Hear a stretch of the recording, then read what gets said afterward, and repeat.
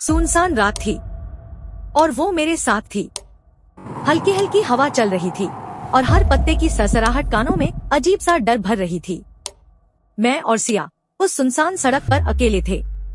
हमें लौट जाना चाहिए, सिया ने धीरे से कहा। उसकी आवाज में एक अजीब सा डर था। डर लग रहा है, मैंने हंसते हुए कहा। मुझे नहीं, पर तुम्हें होना चाहिए। सिया ने मेरी ओर देखा। उसकी आंखों में एक अजीब सी चमक थी। मैंने हंसते हुए उसकी तरफ देखा, लेकिन अगले ही पल मेरे दिल की धड़कन रुक गई।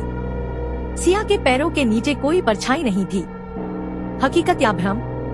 मुझे लगा कि यह मेरी आंखों का धोखा है। मैंने जमीन की तरफ दोबारा देखा, लेकिन वहाँ वाकई कोई परछाई नहीं थी। तुम असली हो ना? मेरी आवाज लड़खड़ा गई। सिया मुस्कुराई। तुम्हें क्या लगता है? उसकी आवाज अब पहले जैसी नहीं थी। उसमें एक ठंडापन था, एक अजीब सी गूंज। मेरा शरीर ठंडा पड़ गया। मैं धीरे धीरे पीछे हटने लगा। तभी हवा का एक तेज झोंका आया और सिया का दुपट्टा उड़कर मेरे चेहरे से टकराया। जैसे ही मैंने उसे हटाया, सिया गायब हो चुकी थी। रहस्य की परतें। मेरे हाथ पैर सुन्न हो चुके थे। क्या मैं कोई सपना देख रहा था?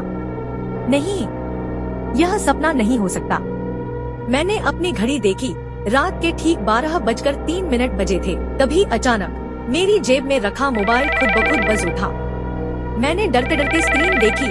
अनजान नंबर से कॉल आ रहा था। मेरे हाथ कांप रहे थे, लेकिन मैंने कॉल रिसीव की। तुम भाग नहीं सकते। फोन से सिया की ही आवाज आई। मैंने झटके से फोन नीचे गिरा दिया और उल्टे पैर भागने लगा। मेरी गाड़ी कुछ दूरी पर खड़ी थी। मैं जैसे तैसे वहां पहुंचा और तेजी से गाड़ी स्टार्ट की। लेकिन जैसे ही मैंने रियर व्यू मिरर में देखा, सिया पीछे वाली सीट पर बैठी थी। उसकी आंखें अब कोयले जैसी काली थी।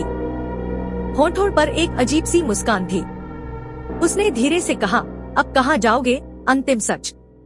अचानक मेरी आंखें खुली। मैं अपने कमरे में था, पसीने से लथपथ। मेरी घड़ी में सुबह के 7 बज रहे थे। तो क्या यह सिर्फ एक बुरा सपना था? मैंने राहत की सांस ली और उठकर पानी पीने के लिए किचन में गया।